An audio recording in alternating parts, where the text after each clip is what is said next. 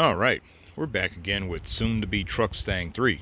In the last video we covered grafting the Mustang body to the Ranger body slash chassis at 3 different points. The core support, the cab floor, and the very rear of the trunk slash pickup bed area.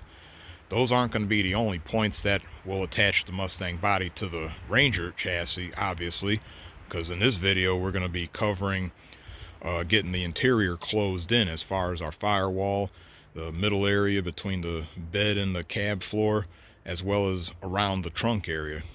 I'll be constructing some angle iron framework to help box in the rear area to help create the actual truck bed, and kind of boxing in the middle area just as well, which will end up involving me welding in some more angle iron, which will add to the rigidity of the body and its attachment to the Ranger chassis.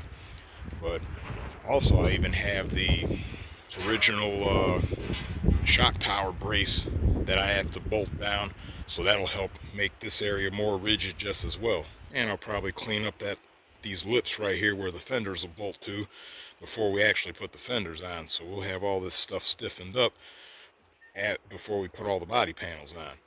But in the meantime, I'm going to go ahead and start looking at the firewall area. Kind of want to get that area enclosed first.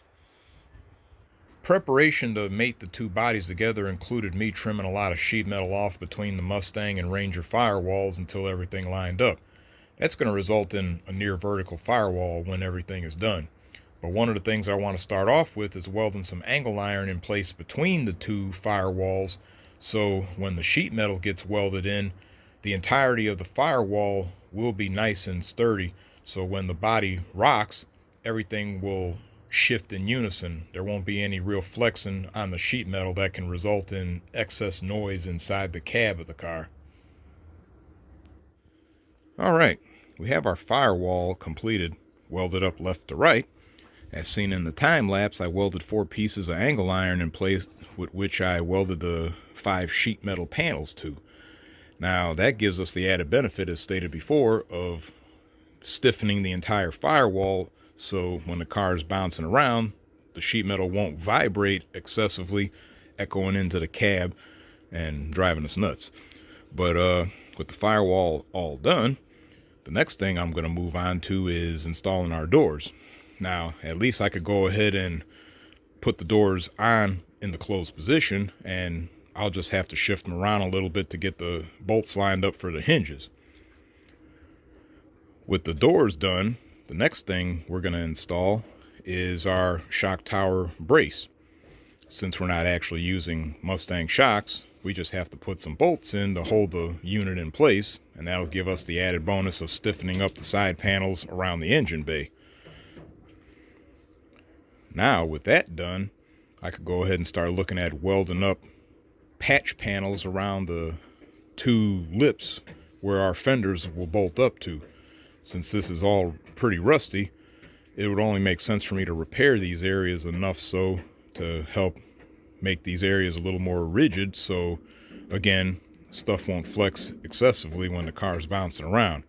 And then with that, I could go ahead and hang up our fenders so we can go ahead and actually get prepared to start installing the front clip. Alright, things are progressing along smoothly. We have both our doors on. They open and close smoothly as they should. No binding on the fenders. Closed good. We also have our fenders on. All the bolts along the sill. Also welded patches along those sills there to help reinforce that area.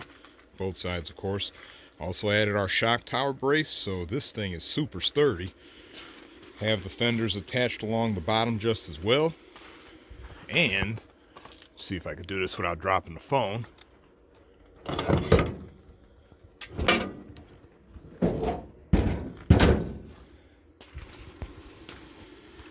The hood closes like it's supposed to.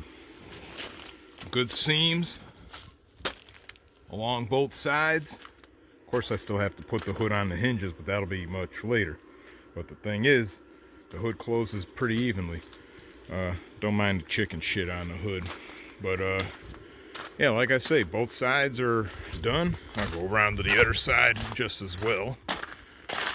But, yep, both sides are ready to rock and roll. As stated before,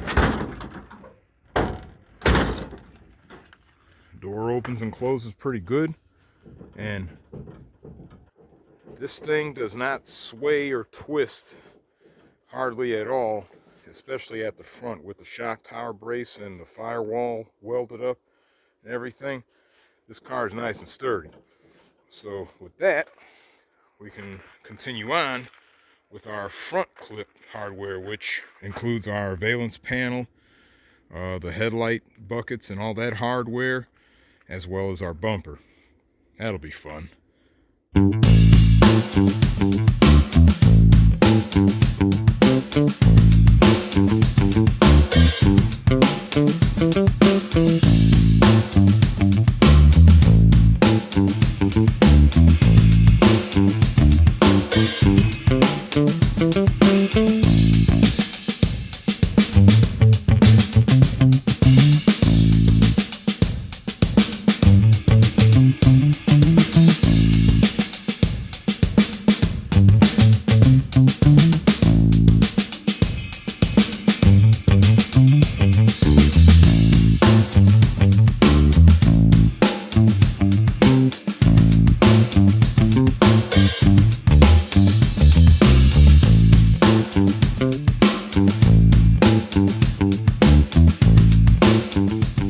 Problem that we ran into with the assembly of the front clip section is our valence panel. Because of these extended pieces of bumper bracket and frame rail on the Ranger frame, we can't get this up because, well, as you can see, all that crap interferes. Now there's two options I have here. One would be to go the half-ass route and just hack out notches in the valence panel to go around all this garbage. The other option is essentially hacking the front few inches of frame rail in front of our body mount, like about right there. Just cut through all that. So this point right here will be the frontmost point of the Ranger frame, and that should give us enough clearance to be able to install our valence panel. So I'm gonna go ahead and get the tools out and start hacking, because this might be a little tedious.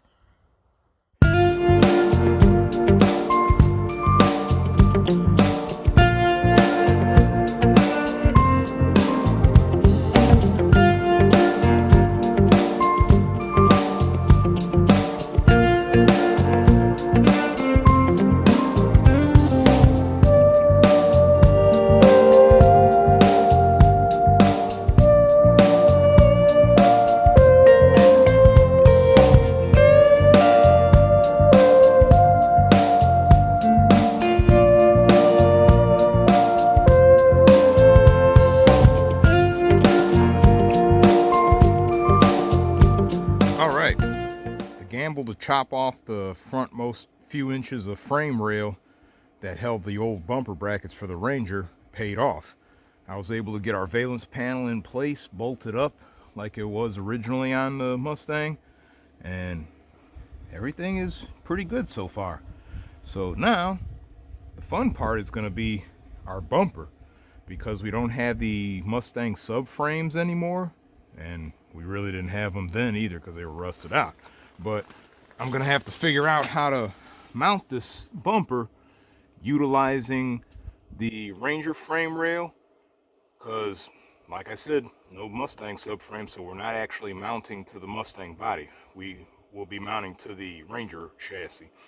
So I'm gonna go ahead and slide this bumper in place so I can start putting my eyes on it and see what I need to do to make this crap go together.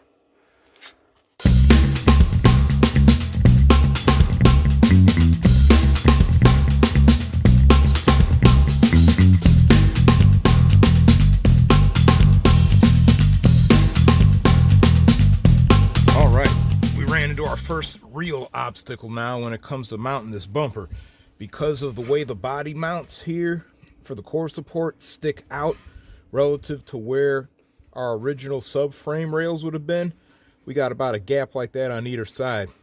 Our original bumper mounts ain't gonna work. So I'm gonna have to really put my eyes on this and figure out some type of workaround. And there's a high probability something's gonna get hacked up and re-welded in some way, shape, or form to allow me to get this bumper mounted up as close to its original position as possible while still maintaining some rigidity to the whole thing. So this will be a standby. Okay, I currently have the bumper situated at a slight angle so I could get it as close as possible to our front body panel pieces right here by the grill. But what I was looking at when I zoom in, if I cut short the bumper brackets, I could actually weld the remaining bumper bracket to this corner of the Mustang core support area right here. Like I could weld all around the top and bottom as well as this back corner right there and be able to hold the bumper bracket in place after I cut them short. Now, normally one would probably want to be able to bolt these on, but you could actually undo the bumper from the brackets themselves so you don't have to worry about pulling the bracket. So that's my first look at this. I'm going to continue looking just to make sure before I actually do anything irreversible. Okay, I have the bumper situated about where it'll be when everything is all said and done. I went ahead and lopped off the excess bumper bracket, and looking at it from that angle right there, you can see how it sits against the core support and framework there. Now, I decided to change my mind. I'm not going to weld this all together. What I am going to do is drill a couple of holes near the end of the bracket, like top, like one over the other, and weld a couple of, I think they're like 7/16 bolts. I'm going to weld the bolts to the ends on the Mustang core support, so then that'll allow me to go ahead and secure the ends of the bumper brackets with nuts and washers, and the 2 bolts will at least allow the whole bumper assembly to not shift vertically on one pivot point. Another thing I also have to work to my advantage is the secondary brace that goes on either side of the main bumper brackets, and because of the way everything's going to sit, I couldn't use them exactly as they would have been stock. So I cut off the rod from this plate here, and this plate here, the plan is see about where it sits under here and try to knock a couple holes in the side right here with which I could bolt this to, and then go ahead and weld the end of the rod back to this after securing it to the bumper.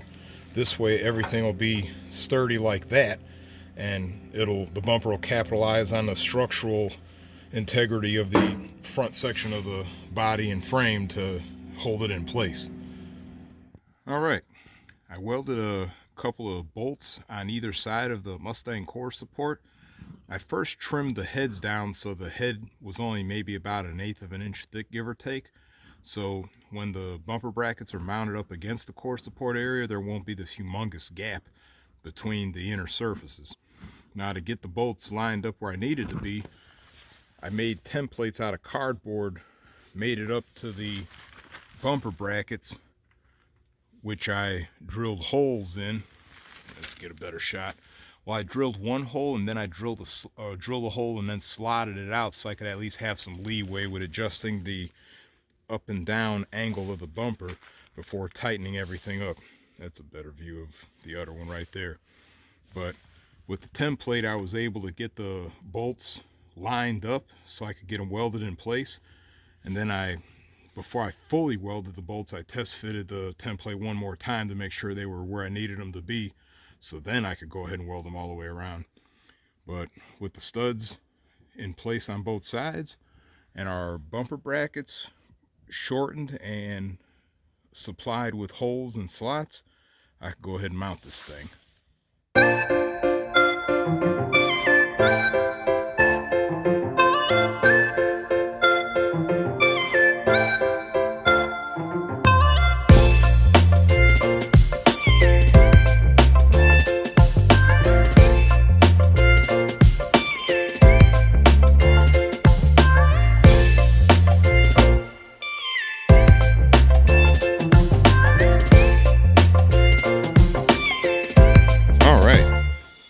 a bunch of tedious laboring, I managed to get the front clip done on the car. Hood still needs to be tweaked a little bit because it's not on the hinges or anything, but had to do a bunch of work on the bumper. As stated before, I had to chop off the bumper bracket and then drill new holes in order to be able to weld a couple studs to the core support in order to hold the bumper brackets in place so our bumper is sitting the way it sits. And then doing the supporting struts, as I stated, where I cut the thing free from this plate, repositioned the plate with bolts from the inside, and then re-welded the tube to the plate, so it's holding pretty good on the ends of the bumper. This bumper does not move at all, and at least I got the lines pretty good all the way across, so the bumper's not sticking out excessively or hanging down too low or too high or anything like that. But all in all, the front is together. So now the next thing we need to do is come back inside and start closing in our interior. First place I want to start is the junction between the front of the truck bed and the rear of the cab floor. And that's just a simple matter of welding in some angle iron that I made from a piece of heavy shelving metal. I'll just burn that in like normal and get these two junctions linked up, and is move on to the inside once again so we can start closing everything in. First place I want to start is the junction between the front of the pickup bed and the cab floor, and that'll just be a simple matter of welding some improvised angle iron, which I made from some shelving metal, some heavy shelving metal I might add, welding it in between the 2 points so we can close that gap in and essentially make the cab floor and pickup bed one. All right, we have our link completed between the bed and the cab floor, so now we have a little more rigidity because everything is now one. So now the next thing that we need to do is start closing in these areas a little at a time and start creating some framework to make up what will be the new interior. Now I'm going to start on the driver's side though. A couple small pieces of angle iron over there. What I'm going to end up doing with those is, for example here, extend the angle iron out to here on one end, and then right here put a piece across from here to just underneath the edge of this bed here, and then close that in with a piece of sheet metal. And then from that point I can go up to create what would amount to a wall or something, and then I'll have a shelf up here.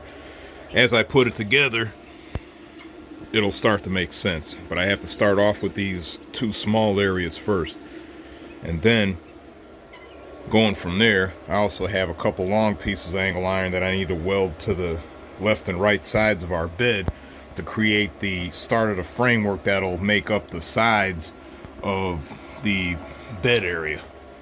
But let me go ahead and get this all done as well as this side.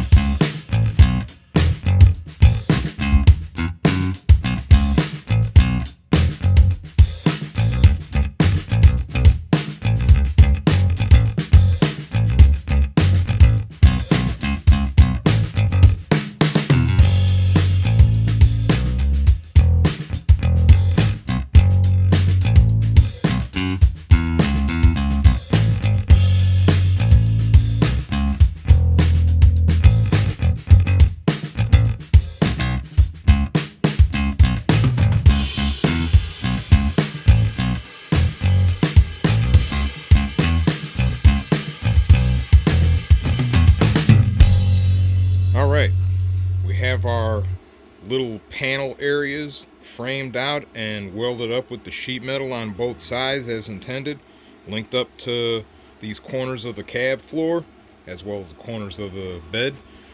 And also took a moment to weld angle iron along the length of either side of the bed, both sides, as well as started off the boxing in of our torque box area, working our way back.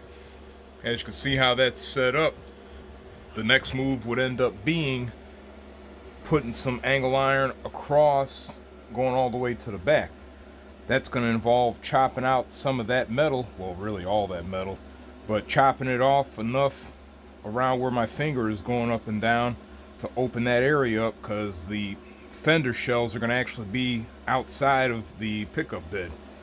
But as stated, I'm going to have to whittle away a bunch of this metal right here around this area, since basically all that stuff's going to be gone anyway, save for that teeny bit that's linked up to the fender shells. But with the metal chopped out, I can go ahead and start getting some more angle iron in play, so I could start, well, continue to box in our pickup bed area. Alright, we have our framework done for the sides of the pickup bed area. Everything's all welded up. I also took a moment to cut a couple of pieces to fit them in on the tops of the frames, linking up to the roof as a precursor to when I get the window and everything out of there and start looking at how I'm going to close in that triangular section on either side. I also took a moment to cut a bunch of sheet metal panels fit to each section of the frame, same thing right there. So all I have to do is just weld all those panels in, and then I can get the entire bed area all the way up to the cab enclosed. So once I get all these panels welded in, then we can start actually looking at the big part, taking out the rear section there and finishing up our rear with the enclosure of the triangular sections that make up the roof slash upper quarter panel areas. Alright, we have our panels all welded in place. I only did small tack welds along like a third of the way down on most of them, just to get them in place. I'll probably come back later and burn a little more bead to these panels so they could be on there real good. I'll probably even try to get behind the panels from the fender wells where I can reach them and do like spot welds utilizing the holes on the angle iron pieces. But the main thing is our panels are on. So the next thing is going to be looking at getting this area opened up. I'll spare you that carnage. Stand by. Alright, the carnage is complete. The rear window is out. I had to cut around the weather stripping, sealer, bushing, whatever the heck you call that huge chunk of rubber, that stuff, to get it out. And when the window came out, I discovered there was more rust forming all around where the window sits. And even after cutting out the intermediate panel right there, also discovered more rust and structural cracks, crack, rust forming on the trunk lid side, whole bunch of rust where the window sat. So all that sheet metal, just like the rest of the sheet metal on this car, was on a clock. It was pretty much going to degrade to the point where I would have had to do something no matter what I planned on doing with this car. But anyway, with all the metal and the windows out, the next thing I want to do is look at our trunk lid so I could try to modify it to fit across the rear right here. That's also another rotted piece of crap too. Looking at this super rusty trunk lid, you can see that there is no salvage value in this thing other than pure scrap. Even more so when you look at the inside of it. Yep, this is trash. So I'm not going to feel bad hacking this thing up compared to if this thing was a nice pristine piece of sheet metal. So I'm going to go ahead and get this thing in place, get some measurements and put my eyes on stuff and get hacking. Alright, I hacked up the trunk lid, getting the rearmost 3 inches give or take to line up with our quarter panel extensions. I also cut the thing about an inch longer than I needed, so when I cut the insides of the trunk out, I could actually just grind a seam of sorts where I could hammer this lip down, and that'll provide me with an anchor point to put the panel that'll cover this whole area right here. So we'll just have a smooth panel going straight down instead of this wide open area. This here is going to get welded in place as a permanent fixture, since obviously it's not a trunk anymore. But with welding this thing in place, I could then go ahead and work on closing up the remaining gaps on the sides, as well as making our whole rear panel, which will, for all intents and purposes, it's going to be held in place with sheet metal screws, because we do have to be able to access that open area for doing things like changing tail light bulbs, or if for some reason I need to remove the fuel filler tube or whatever. Alright, our trunk cap is attached and lined up with the quarter extensions. Because of the way the trunk lid was made, I had to do something unique to help attach this thing solidly on the outside as well as on the inside. As far as the outside is concerned, to keep this from flapping around, since, well, rust has pretty much separated this here, but to help keep this from flopping around, I welded a couple of pieces of scrap metal to the top of our taillight panel and to the bottom of the trunk lid. Same thing there, where at least it's not visible when you're looking at the car from the rear. As far as the inside, I had to weld in a piece of scrap metal right there to the top of the taillight panel, as well as to the underside of the trunk lid, so it doesn't move around on the inside. So with that, this thing is actually pretty sturdy. It's in place pretty good, as well as our couple little weld points here and here. So with this thing in place, now I can start turning my attention to our sides here. I could start closing that all in just as well, so we could start wrapping up our whole body work. Okay, to help close in the areas along the sides of the upper quarter panels, we're going to be welding in a couple of posts on each side. They're at about a 2-foot spacing. From here to here is about 2 foot, and probably a little bit less going right there. Same thing on that side. And once we get these posts welded in, I could then weld in more sheet metal panels. Our sheet metal panels are actually from old shelving units, so they actually have a lip on the sides of the panels, which will allow me to actually close in the narrow gap between the upper quarter panel and the line where the sheet metal panels would actually be sitting. So with our sheet metal panels all welded in, we could then move on to closing in the rest of the front of the bed or the rear of the cab, however you want to look at it.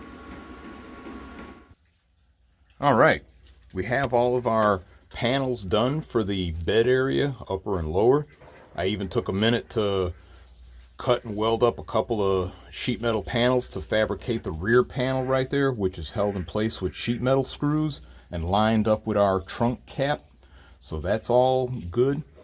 As far as all the panels and the seams, later on I'll probably put a few more welds in spots and then cover this all up with some bed liner, so all of this stuff is protected from the elements. As you can see, there's rainwater on the bed, but this is all complete as far as assembly. As far as these areas here on either side, I left them open on purpose because when you look inside, there's a lot of dead space that could be utilized for any number of things. I'd hate to cover that up and waste that space. Even in the lesser sense, I could fabricate a panel and put recessed speakers in either side that'll be at the head level of the occupants so they could hear the radio better. But with that, our whole rear area is complete. And with that, the body assembly portion of the Truckstang 3 build is also complete, because everything that we wanted to do has been done. I will later on fabricate the cover that I mentioned I wanted to do for that, but that's really an extra thing since the main goal was to get the whole ute conversion setup done with all the sheet metal and all. So Body assembly is complete. Panels, doors, all that good stuff is in place. The front clip is all good too. So in the next video, we will be visiting the interior as far as assembling the dash frame, the dash cap, the carpeting on the floor, the center console, as well as the seats. Even though I'll be pulling one of the seats out when I start the wiring portion, but I at least need to get the mounting holes established so I can put the seats in without any headache. But with that, we're done here. I'm gonna leave it off right here, and as usual, hit the like button. Likes are free. Subscribe if you hadn't already. Check out TikTok, website, Facebook, all that good stuff. Share the video if you feel like it. We definitely appreciate all that because it'll get us out on the map a little bit more so. And stay tuned for the interior assembly portion of the Truckstang 3 build. Until then, I'll catch you later. I'm out.